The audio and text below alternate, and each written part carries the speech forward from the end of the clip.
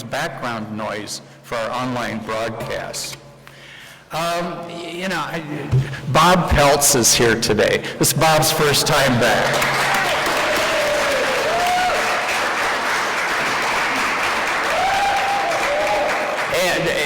And Wayne, are you going to tell what I'm going to tell? What I'm going to tell you, President Dudley, is that I'd like to ring the bell in honor of Lieutenant Colonel Robert Peltz, U.S. Air Force, retired.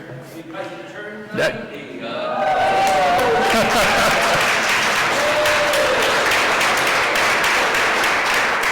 Somewhere we have a mic. Who's got the mic? There we go.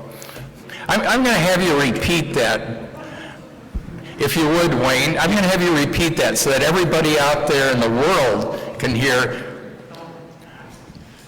President Dudley, I'd like to ring the bell in honor of Lieutenant Colonel Robert Peltz on turning 90 years young on Pearl Harbor Day, December 7th, 2021.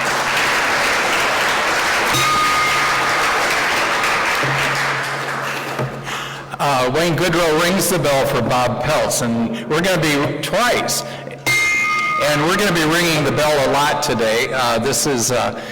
But for those of you who are new to the club, ringing the bell is a generous $100 gift to the Oakland Rotary Endowment. And last week, we're going to get started here in a second. But last week we had a couple technical glitches, and although today I think it's absolutely going to be perfect. But what we missed last week there were several people that rang the bell on Zoom, and they didn't get recognized, and I think I'm going to catch everybody here. So Linda and Jim Bosenecker, Alex Polson, Linda Chu, and Jason Weiselman rang the bell and for John Weaver that we in his honor last week. Alex Polson rang the bell for Cliff Docterman, former Rotary International president who died a couple weeks ago. Jack McAvoy, Catherine Coleman, Teresa Wayan, Debo Sarkar and Pat Williams rang the bell for Gary Flaxman. Isaac Koss-Reed rang the bell for Tom Lamone, our new president-elect nominee. And Kim Cohn rang the bell for Scott Stevens, our speaker. And for her father, Don Cohn, a 40-year professional management who was attending last week via Zoom. I'm not going to ring all those times, but I really thank those people for ringing the bell last week. Settings. There's only one more week after this to give money for Mary's year, so be generous this week and next week. Okay, Kerry Hamill, could you come up here and give us a thought for the day, please?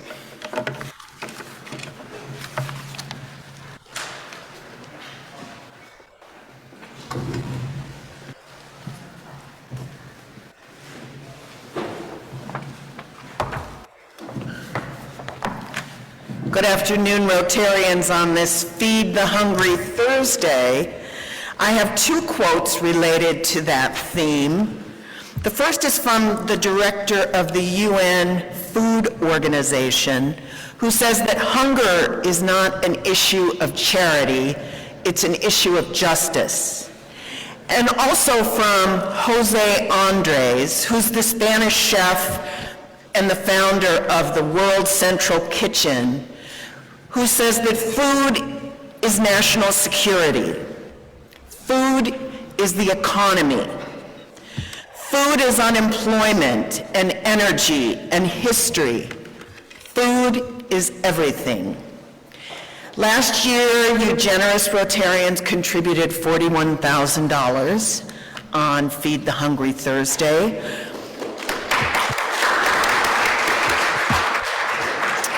Our partners in the nonprofit world who help food insecure say that the strains of the pandemic continue to exacerbate food insecurity. Marilyn, can you hear me? So let's beat last year's number today and thank you in advance for your generosity.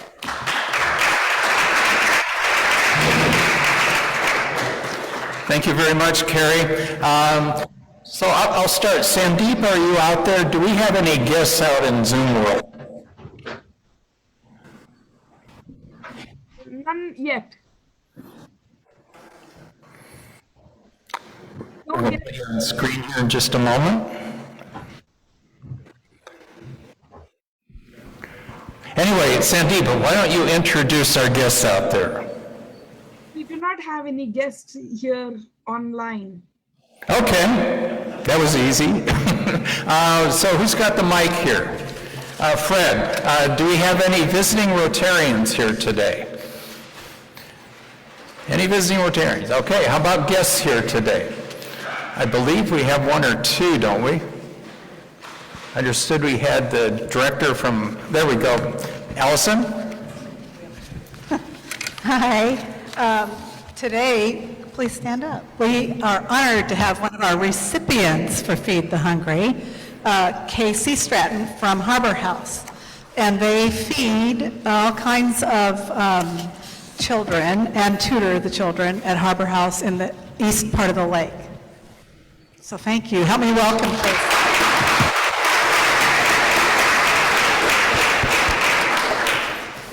So, Mary Ray Brophy and Jason, where did you escape in the back somewhere? I'm going to make announcements. I think Mary Ray is joining us today. They must have just stepped in the back for a moment. I don't know why. That's interesting, getting to know your new sponsor. Anyway, I have a few announcements today I'd like to start with. There we go.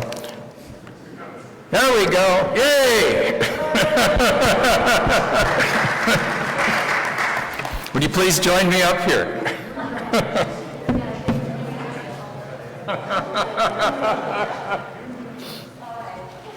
So I will say that Wendy Howard is Mary Ray's sponsor, and she's having surgery. She's just going through some surgery and couldn't be here today. So we asked Jason to step in. So. Thank you, President Dudley. Well, this is very exciting, and the reason is, well, you come over here, Mary. Come on. Come on down. Mary Ray Brophy is an immigration lawyer hailing from the mighty state of Michigan. 9 years ago, she decided to come here because everyone she loves is here, including us now, which is beautiful. And two fun facts about her. She speaks Spanish. I don't know how fun that fact is. And this one, which you might find fun for sure, 7 grandkids. So she had to be some fun if she's got 7 grandkids. So our newest member, Mary Ray, here we go. Come on.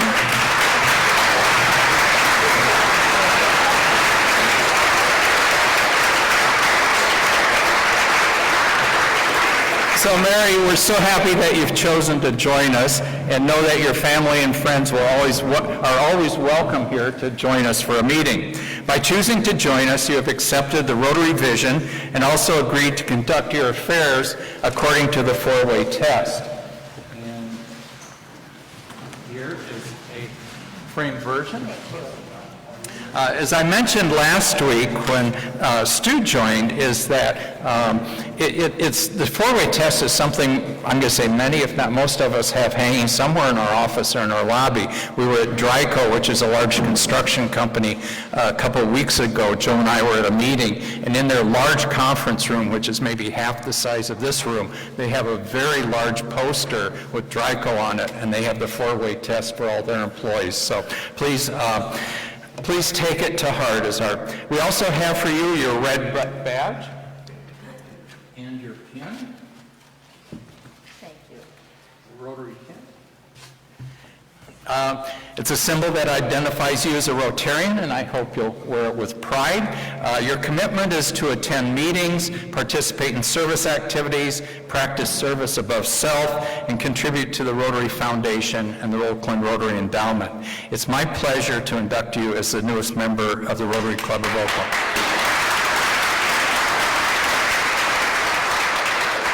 There's also a roster of your 300 newest best friends. And a new purse. All kinds. Thank you, Mary. Thank you very much. Okay, all right.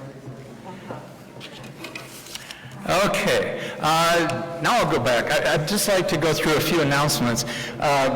the announcements often get stuck at the end of the meeting, but over the next month, I'd like to share with you a few things as we enter the holiday season. So first of all, this afternoon, we're going to be going to the Train of Lights. 400 Rotarians are going to take this classic railroad train from Niles, Fremont. We still have a few tickets available. I think we've sold, 80 we've sold of our 100 tickets that we tried to sell. So if anybody still wants to go get a very warm coat before you go on the train. Next week is our annual meeting and our election. As you know, last week we nominated Tom Ramone as your future president, but we need to put him in office, so hook him before he gets away. On December 23rd and the 30th, Thursdays will be dark for the holidays, and then the following meeting, the first meeting of the year, will be Mayor Libby Schaaf will be joining us, as well as our District Governor, Richard Flanders. The following day, on Friday, we've got some tickets for the sound room, the newly opened sound room, and it's for Broadway comedy night. It is from 9 till 11:30, so drink a few cups of coffee before you come, but it should be a great evening. Following the next week, the High Venture group is taking us to the Pacific Pinball Museum from 11 o'clock on. So for $18 you can play pinball. I think they have 300 pinball machines that are up and running, and you can play to your heart's desire, exercise your wrists a little bit before you go. And then we have a Lunar New Year dinner coming up on February 3rd at Peony, and we're going to celebrate Mary Jeong's becoming president. And finally, Rotary International President-elect Jennifer Jones, the district is holding a dinner for her at the Blackhawk Museum on Sunday, February 27th, and there's information on that on the district website. Anyway, those are some upcoming things. So CJ, would you please come up and start to introduce what we're here for today? The reason for the season. Okay. Thank you, President Dudley. Well, as my dear friend Kerry just told you, last year, Oakland Rotary set a record for the amount of money raised for our Feed the Hungry campaign. Over $41,000, helped mightily by a matching grant from MN Builders. Your collective generosity served our community through 7 fine organizations, including Harbor House, it's great to have you here, that we funded. And you know that you helped out folks who are struggling financially, who've had their hours cut back or their jobs lost, and I don't need to tell you about the cost of housing around here. So what are we looking at over the holiday season this year that's different? The need is clearly still there during the pandemic. The Alameda County Community Food Bank says that its food distribution was never as large before the pandemic. And although they say, and this is luckily, they say that they haven't been hit too hard by supply chain shortages, what's different for them and for the clients they serve is the fact that the cost of food they're buying has skyrocketed. And you can see that during your own trips to the market. So the food bank pays 4 times more for the same food it purchased pre-pandemic. And when you're buying millions of pounds of food, it adds up. They say it's costing them an extra $60,000 a month for food to serve these 70,000 people they serve each day. So, increased demand plus surging food costs, our support this holiday season could not be more critical to so many in our community. On behalf of Community Service Committee Chair David Kittner and all of us who serve with him, I urge, as Kerry did, for you to give what you can this year, because it will make a difference to the 1 in 4 Alameda County residents who are facing food insecurity every day. Thank you in advance, and back to the President.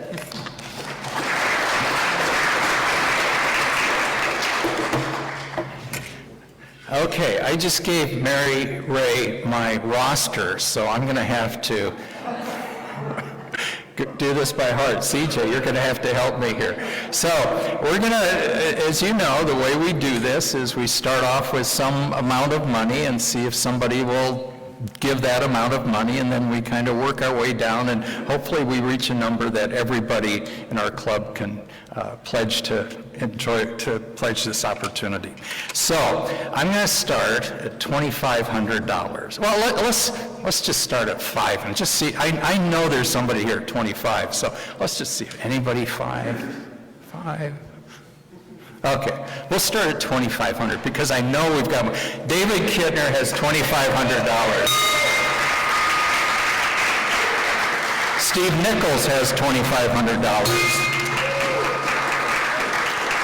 Fred Morse has $2,500. That was Fred Morse, and Robert Kidd has $2,500. And I see Joe Garalka back there at $2,500. And I've got, who's the guy in the blue? Peter Sherris. Peter Sherris at $2,500.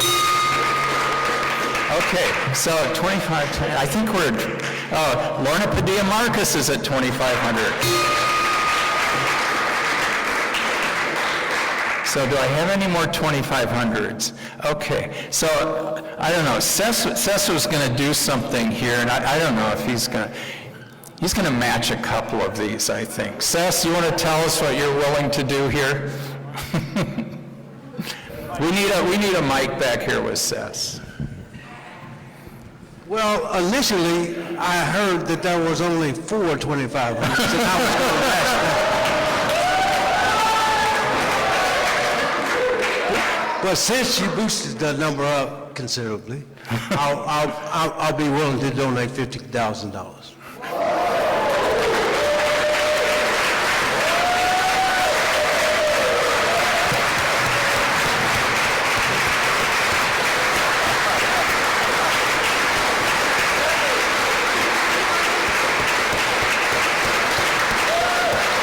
Seth, I'm going to do this 10 times. Do you want me to do all 50? No, 15. 15,000.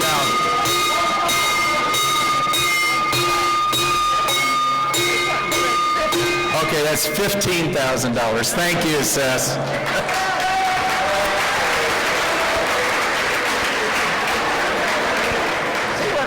Okay. Let's see, $2,399. Anyone? Okay. Let's go to $1,000. Does anybody willing to kick in $1,000? I'll start off with $1,000 here. David Kittner, you already did your own, but I know you have another here. My partner, Connie Berkeley, wants to bring it up. Thank you. Connie will give $1,000. Thank you. Okay. Any more at $1,000? Okay. How about $500? Can we do that? Jason Weiselman for $500. I have Jim Bosnecker for $500. Jim and Linda Bosnecker for $500. I have Mary Jiang for $500. I have Karen Friedman for $500. And oh, good Lord, I'm pulling a senior moment. I just spent Bruce Nye. God, Bruce, you got to forgive me. It was Rod Hughes. I pulled a. I can't say what that is in front of everybody. Okay. $1,000. Bruce Nye is $500. Peter Turner is $500. Okay. I'm at 500, but I have a microphone. Okay. This is one of those past presidents. Yeah, I know. You never give a past president the mic. So I want to ring the bell 5 times for Peter Sherris, for Gabe, for Jack, for Alex, and for Ralph Sklar, who have really worked their butts off to give us a sound system that works for several weeks, spending a lot of time. So in their name, that's $500. Thank you, Jack. So this is, we'll get back, just a moment. Okay, Jack McAvoy 5 times for the AV team. Okay, let's give Catherine Coleman 500. Deb 500. Deep. Okay, any more 500? Okay. There are 500s and thousands here online. Okay. Elita Scola wants the mic. I would like you, if you are one of my clients, if I've ever done work for you, could you please stand up? A lot of people. This is for all of you, and especially for Chris and Jana, who have made Oakland a better place to be by feeding me and all of us. Thank you. Thank you, Elita. Joe Garalk, I think Joe wants a mic back here. Fred, okay. You know, at $2,500, I'm willing to give the mic, but we're going to, $100 here. I'd like to donate another $500 in honor of Chris Pastina and thank him for all his support in business over the years, and as Echo, thank you for supporting this community. Much appreciated. Joe Garalka rings the bell for Jana and Chris. We'll get online in just a moment here. Okay, I know we've got some out there. Okay. We're still at 500. I'm going to go back to online here. Sandeepa. Yes, we have Ruth Straub at $1,000. Ruth Straub at $1,000. Thank you, Ruth. Wants to know she stood up for Alida. We have Stephen Blair and John Holgram at $500. Okay, Stephen Blair and John Holgram for $500. Each for $500. And Jesse Smith says the AV team is crushing it. Go AV team. Go AV. That's going to cost you $100, Cindy. Okay, we were at 500. How about $100? Do I have any for? Oh, okay, sorry. We're going to go to 250 first. David Kittner's running the show. I'll listen to it. Okay, I've got Sean Callum over here for 250. I have Tricia Connors for 250. I have Mary Rudzer at 250. I have Alex Kafka at 250. I have Bob Peltz for 250. I have Bob Barth at 250. I have Ralph Sklar at 250. I have Scott Bohe at 250. I have Rick Draper at 250. We good? Okay, I've got Alex Polson at 250. Okay. So Mike Mowry, online, Mike Mowry at 250 and Tom Limon at 250. Okay, just a moment. I got Tom Limon, and who is the other one? Mike Mowry. And you just got Ken Benson online at 250. I got Mike Mowry for 250, and I've got Tom Limon at 250. And you got Ken Benson at 250. Thanks. I'm sorry, I'm not good. We have Ken Benson at 250. Benson at 250. See, I need a lot of help. I don't have my directory here. I can't hear my directory. Okay, now we go to 100. Okay, anyone at $100, can I help? Okay, I got Keith. 250 from Linda Chu online. 250 from Linda Chu online. We are still at 250, guys. Okay, Linda Chu at 250. Was there another one then? Okay. Any more online? Okay. 250 from Jesse as well. 250 from Jesse Smith as well. Jesse Schmidt, and how much? 250. 250 for Jesse Schmidt. Thank you, Jesse. Okay. Sandeep, are you done? I'm gonna go back to the room, and you can come back with the $1,000 ones again. Okay? Okay. We're at $100. I had Leanne for $100. I had Keith Uriarty for $100. I have Marty Burchill for $100. I have Pat Williams for $100. I have Deborah Barnes for $100. I have David Stein. Is that, you still go by that name? Okay. He would do 250, but I took 150 from him on the golf course. David Stein for 100. I've got Kerry Hamill for 100. I've got Lois Cohn for 100. I got Stephanie Cosenza for 100. I got Phil Holt for 100. I got Mary Ray Brophy for 100. I've got Nancy Williams for 100. Okay, I got Michael Bruck for 100. I've got Gary Flaxman for 100. I got Anna Marie Jones for 100. My arm's getting very sore here, but I can keep going. Okay, CJ Hirschfield for 100. Okay. Anybody else online, Cindy? Yes, it's my turn. Now start ringing bell, President Dudley, and I will let you know. So 150, Kerry Berkovich.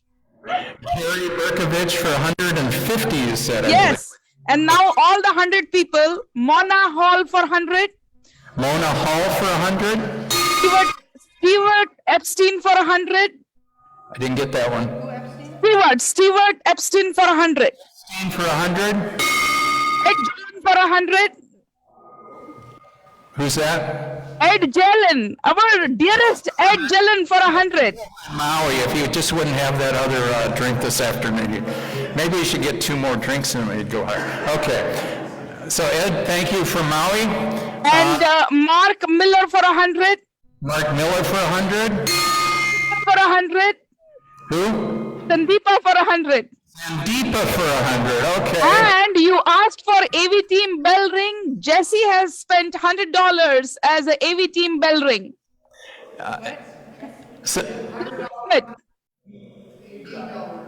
It was an AV, but who? Jesse Smith. Jesse Schmidt for the AV team for 100. Yeah. Go TNT. Go Jesse. Again. Okay, anything else? You know, I have to say, my first year as a member, Dave Douglas, it's about time. What is your price for the microphone? What's the price for? So I don't like Jack McAvoy to look too good. And I think that he did $500, is that right? Okay, I'm gonna do 5,000.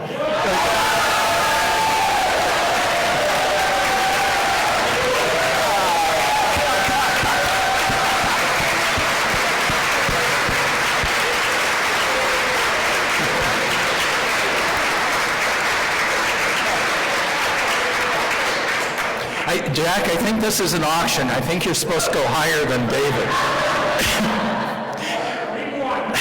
David Douglas did $5,000. Thank you, David. Okay. I think we did very well today. Let's leave it at that. So everybody, I was going to say, I remember my first year here, and there was something about this club, about how fast you can actually raise money for a great cause, and it's just probably one of the reasons I joined this club. And I thank you as president, thank you everybody, and all the recipients. Thank you.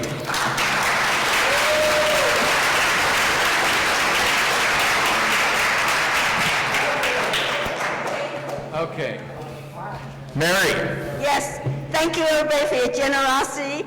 Your donation is going into my year.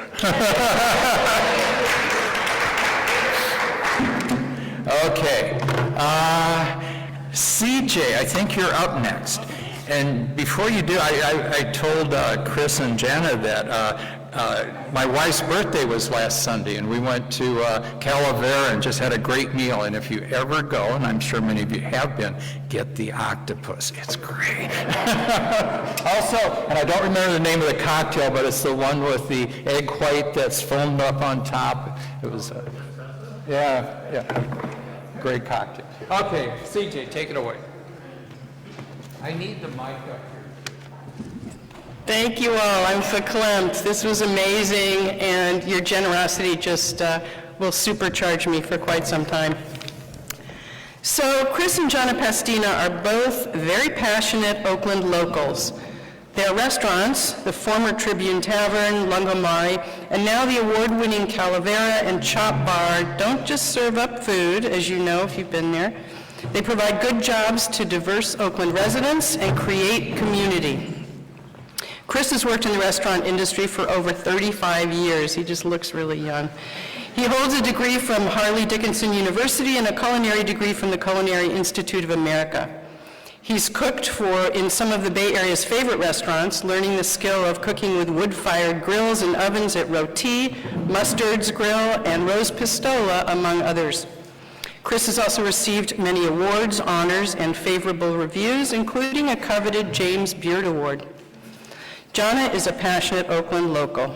She attended Mills College, where she earned her degree in ethnic studies and her law degree from Golden Gate University School of Law.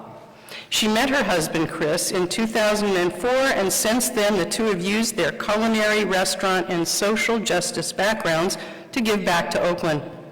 She supports Oakland nonprofits that benefit children, the arts, and Oakland's unhoused population, and currently sits on the boards of Children's Fairyland, The Crucible, and Visit Oakland.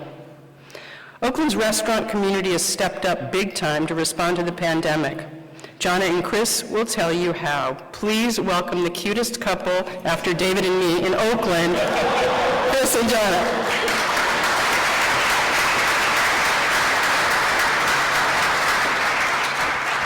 Thank you, CJ. And thank you as well, Dudley. It's nice to be here, and thank you for the invitation.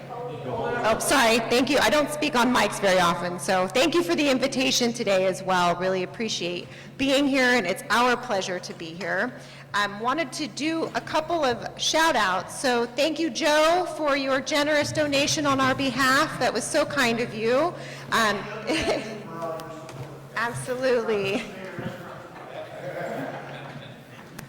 And Elida, or Elida, I haven't seen you in so long, I don't remember how to pronounce your name correctly, but I'm so happy to see you in 3D, so it's nice to be here with you today. Thank you.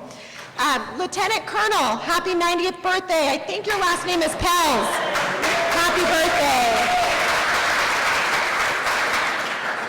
There are many people I know in the room, and I'd just like to say a quick hi, and I'm sorry if I've missed you saying hi this morning, but Allison, it's so great to see you. Nancy, it's fantastic to see you. Sean and I are actually co-workers, and I will explain that later. He doesn't work at the restaurant. I'm really blown away by the generosity of the Rotary and to feed people who have food insecurity. I moved to Oakland in 1980. My mom put my brother and I on a plane, so some 40 years ago now. Oakland quickly became my home. I love this town very, very much, as you can probably tell. Although we did not have much, we struggled. My first experience with helping others solve their food insecurity problems was to deliver food baskets during the holidays. And my mom and I did that with my brother for many, many years. And that was the first time that I really realized that it's important for us to help each other.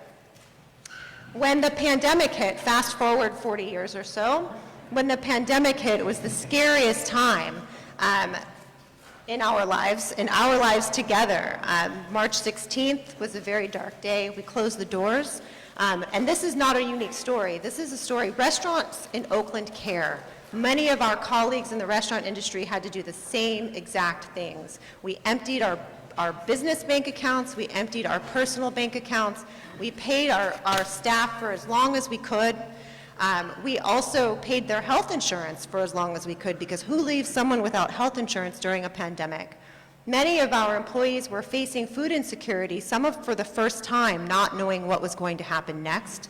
Many of them did not get unemployment quickly. Some of them, it took months to get their unemployment benefits. We kept helping those people as long as we could as well. We sat down, we looked at each other, and we had nothing left, and we didn't know what was going to happen next. So we did a couple of things, and one is I took a job outside of the restaurants, which is now my new profession, and I don't think I'll ever leave, and that's where I work with Sean at First Republic Bank, who's also a very generous organization.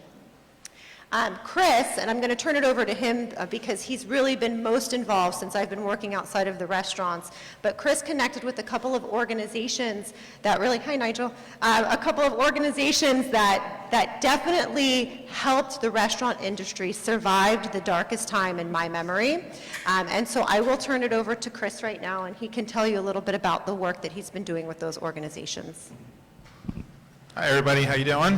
It's good to see some really familiar faces out there, and faces of people that have supported us over the years. And Joe at East Bay Restaurant Supply, they built all of our restaurants, and you've put frames on all of our wonderful artwork, and done some great artwork that hangs at Chop Bar to this day, and at Calavera also. And I saw Gary in here, and Allison are great, friends of the restaurant. And so we appreciate everybody here. Nigel, how you doing? Sneaking in here.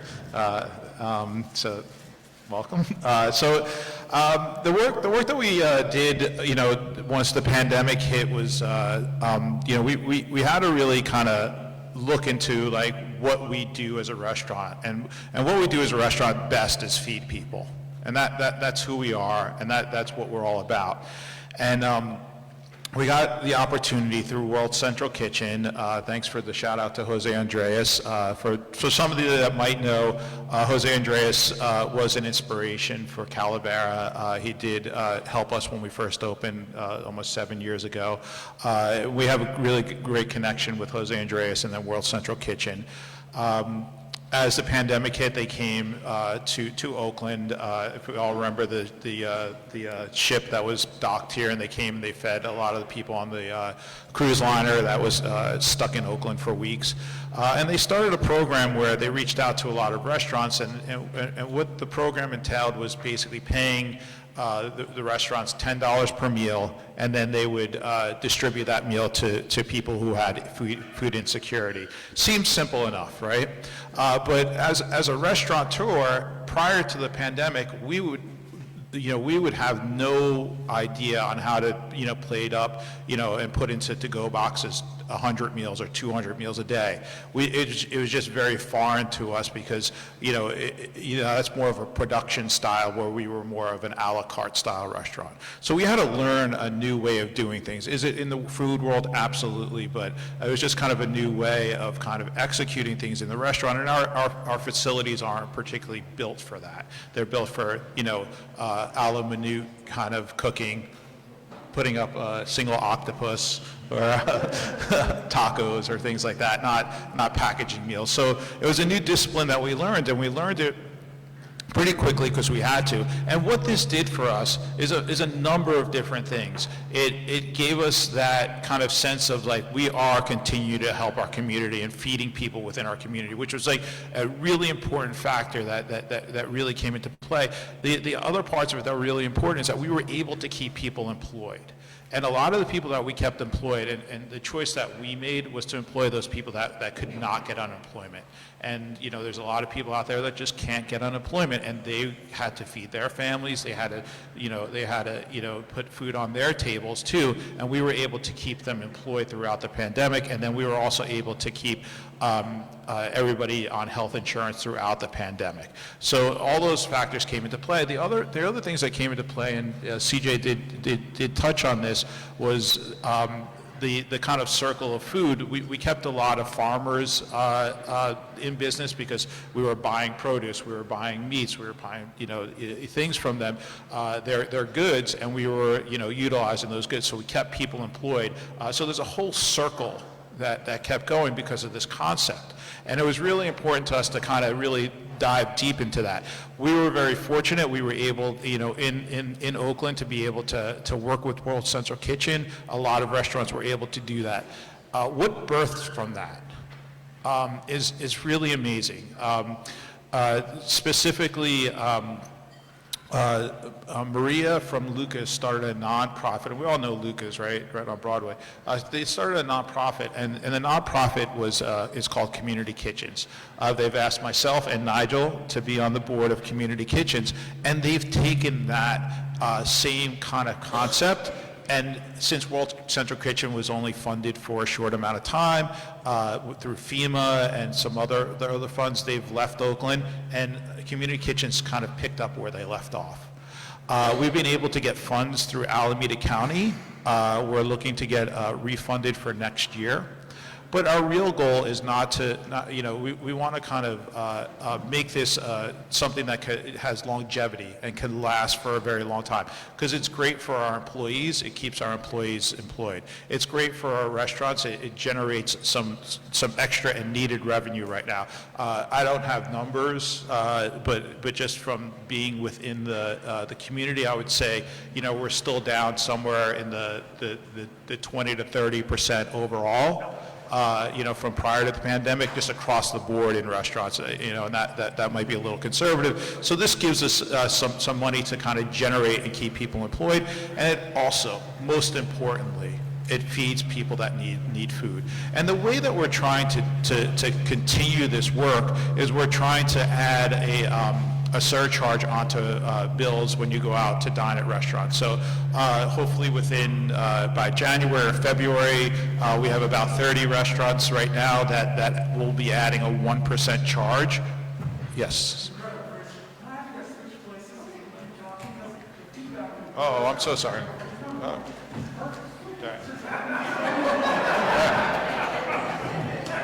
I'm still Chris. Where was I before I was so, surcharges, sorry. So what we've done is we've asked 30 restaurants to participate in adding surcharges to their restaurants and to the bills when you guys go out to eat. And that 1% surcharge, which is the nominal amount, you could opt in or opt out. If somebody's really like, I don't want to do this, we'll certainly opt them out and we'll shun them and kick them out of Oakland. Side note, we'll write their names down and we'll just post their name and shame them to death. And that 1% will go to continue the work of community kitchens, and we're hopeful that will become something that Oakland might take on as a full-on community, and our leaders will be able to put that as a mandate, so all restaurants will have to add this 1%. And if we're able to do that, we'll really be able to kind of really solve a lot of the food insecurities in Oakland, which is really important to the work that for the work that we're doing. Right now, like I said, we are funded by a lot of people that are donating money to us, and also through the Alameda County. We are trying to work with FEMA to get some FEMA funds, but that's not as sustainable as the 1% added. But we have been able to prove our concept, and the concept works. Right now we're doing about 10,000 meals a month. We want to be able to get up to at least 10,000 meals a week. So that's our goals. What we could say that's come out of the pandemic is that we've been able to kind of re-envision and understand that I could produce right now 200 meals a day out of Chop Bar or Calavera and still run my operations, and be able to feed 200 people a day. And other restaurants have figured that out too, which is, I think, really wonderful. And we always have to look for the bright spots. It's the flour and the cement, and we have to really find that flour and I think that's one of the main things that we've been able to find in this is be able to figure out how to be able to do this. Because I'll tell you honestly, 2 years ago, if you came to me and said, I want 100 meals, I'd be like, I don't know what to do. I'm not sure what to do. Right now, we do food for Children's Hospital. We're also set up with Red Cross, so if there's an emergency, they come to us and we're able to produce up to 200 meals for Red Cross. We obviously work with community kitchens, and we do about 200 meals a week right now. We're trying to up that up a little bit more and spread that out. And then there's larger goals within community kitchens, but it's that's the work that I think has been really great, and I think really ties into what you guys are all working towards with feeding people. So, yeah, please. I just want to emphasize something that Chris said. Oh, we might have to. Okay. If we get this funding in the contract from Alameda County, we can solve food insecurity in Alameda County for every person that is hungry. That is incredible. That's incredible. And Community Kitchens is not the only organization that's doing this right now. There are lots of organizations doing this, and with all of our collective effort, this is really attainable, and I think it feels attainable for the first time in history for me. So just want to thank you for being here today. Is there anything else you wanted to say? Okay. And yeah, we can open it up for questions. Yeah.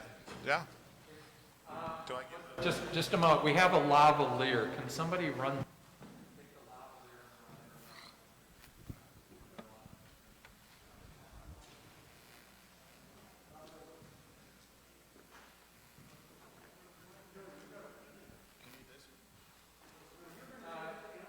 project.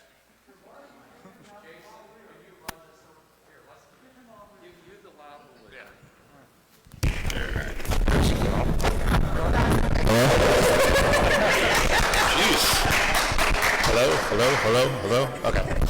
Very sexy. Yeah. Hi, yeah. Hey, Alex. Chris and Jenna, Alex Kafka, Verdera Partners, longtime business, well, 2016 business in Oakland. I can't hear you. You need to, yeah. You're the speech contest guy, Alex. You need to- How's that? There we go. Okay.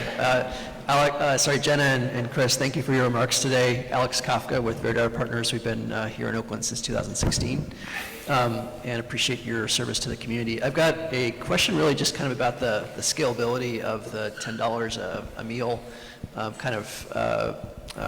feed the homeless project that you're working on. So what are you doing for $10 a meal? Like, what is it that you're producing, and how does that scale up? You know, could every restaurant kind of do that? Do the economics make sense? Or at what scale do the economics make sense for you?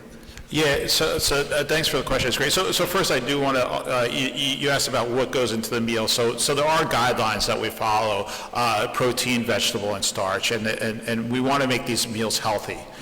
So one of the things that's important is that when you go to restaurants, you're getting actually most of the time food that's not coming out of a canned or highly processed, right? So you're getting food that's fresh produce, things like that is just better for yourself. So we're providing higher quality food, right? So that's kind of the first step. The scalability is really endless. The scalability is endless, and part of that is that we want to also, one of the ideas that we have is to create a commissary kitchen, and within that commissary kitchen, we'd be able to produce anything that the restaurant community can't produce. So it becomes very, very scalable. For my individual restaurant, our ability is probably 200 meals, and that's pushing it per day. We were more comfortable about 100 meals a day, and that's because of space and just time and just being able to produce that many meals per day. But if you get 100 restaurants doing 100 meals a day, we all could do math, right?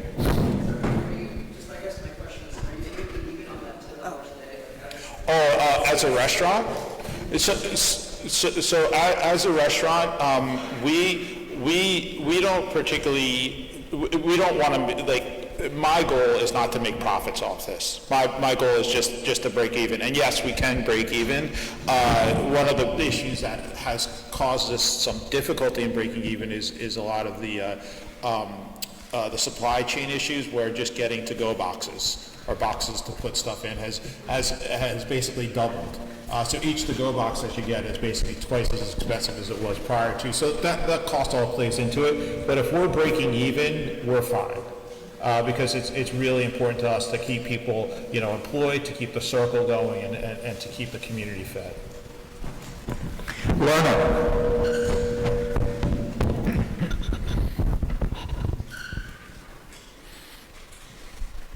First of all, thank you very much for joining us at Rotary today. I've been at Lugumari and Judy Tavern, so I'm now going to have to try out your new restaurant. The question I have is, as a longtime business owner here in Oakland, I walk around the streets of Oakland, particularly as we start to return back to work in person, and see how many restaurants, favorite places I've gone to in the past, are now closed.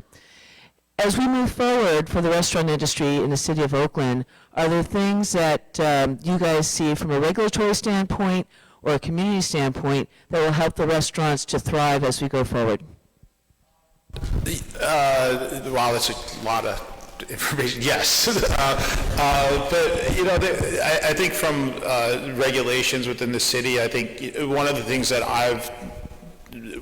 that's been kind of on my mind for years and years is that I think sometimes when we're building new buildings right now, they're told that they have to put in ground floor retail, which I don't believe serves a great purpose, because we're just leaving a lot of ground floor retail empty, and that affects the kind of the continuity of part of the city. Like, we're in the uptown, and, there's a lot of empty storefronts there, and like, are people going to want to come to a place where there's just empty storefronts? Like, so I think, that kind of idea of being able to kind of utilize the ground floor retail in a better way is really important for us as a community. Does that answer your question? I'm going to add a couple things. It's sad. So many of our colleagues their restaurants are never going to open again, and it's really heartbreaking. And it's heartbreaking for us. It's heartbreaking for them. It's heartbreaking for the community. Sorry. And it leaves blight, and that's unfortunate. The city has done a lot during the pandemic to help. I think parklets are one thing that in many instances helped, sometimes maybe not so much, but in many instances the parklets have really helped. Things that the city can continue to do that I think, and I hope that they learn from this, is making things easier for small businesses, making things less expensive for small businesses. I just saw this news report, and I don't have a lot of information, but the parklets in San Francisco had a 7-page requirements, and now it's 60 pages of requirements. Like, how is anybody supposed to get through a document like that, understand the requirements, and comply? And I bet those permits are expensive as well. It's not the time to leverage fees and fines against businesses. It's the time to support them in the best way possible, and I think that's the best way that the cities can help us right now.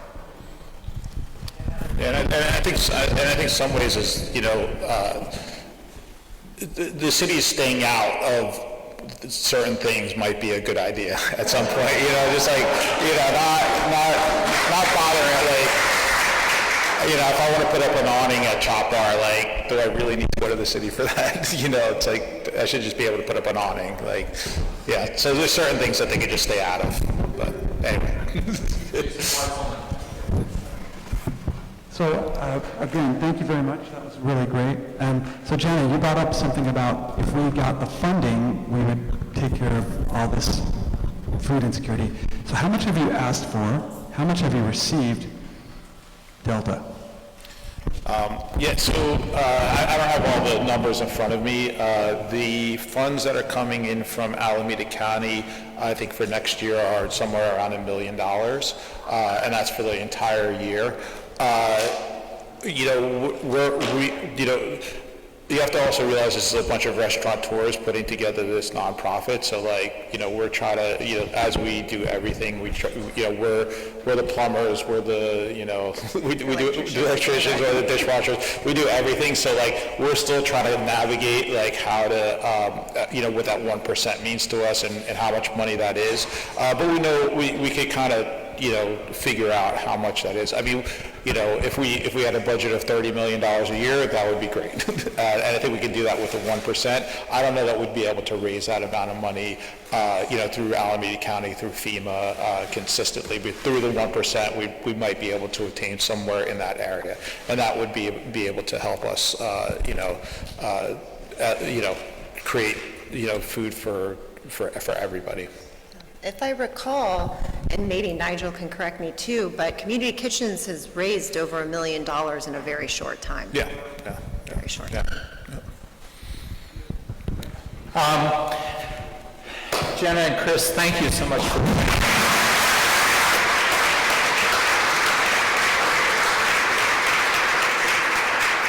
this year we're highlighting the new Rotary area of focus, the environment. In your honor, we're making a donation to the Environmental Sustainability Rotary Action Group, SRAG, towards their focus on biodiversity, sustainable living, pollution, the climate, food systems, and a circular economy. We really thank you for being with us today. And first of all, Nigel, are you Nigel from Kingston 11? Okay.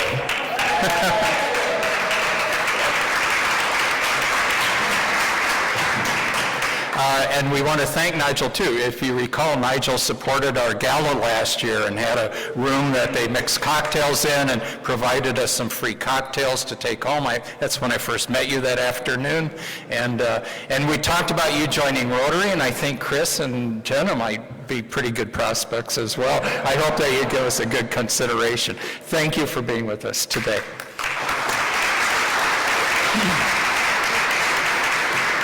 So I thank all of you for being a part of our Civic Thursday Club meeting. Are there any more bell ringers? I've had a lot today, but somebody could still sneak. Oh, there's one more to sneak in.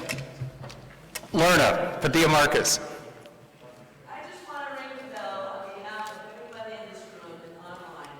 The generosity of Rotary. It's truly heartwarming and grateful. Thank you, Lorna.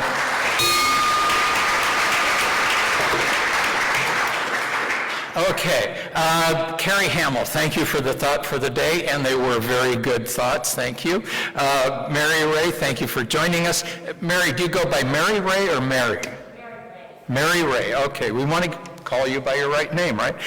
Jason, thank you for sponsoring. CJ, thank you so much for helping today, setting off our very successful Feed the Hungry. Thank you, Chris and Jenna, for being with us. Robert Kidd, would you like to pitch next week's meeting? With pleasure. You know, it was our real honor this week to have two ambassadors from the food community speaking to us. Next week, we'll have two ambassadors from the music community. Mieko Hatano, the executive director of the Oakland Symphony, one of the great pillars of culture here in Oakland since the 1930s. That's the Symphony, not Mieko. And she'll be in conversation with David Moschler. David is complete other end of the spectrum. He's the founder and the leader of the Awesome Orchestra, a totally different approach to orchestral music. But they will be here talking in conversation about what is orchestral music anyway, and does it have a place in society, and where's it going?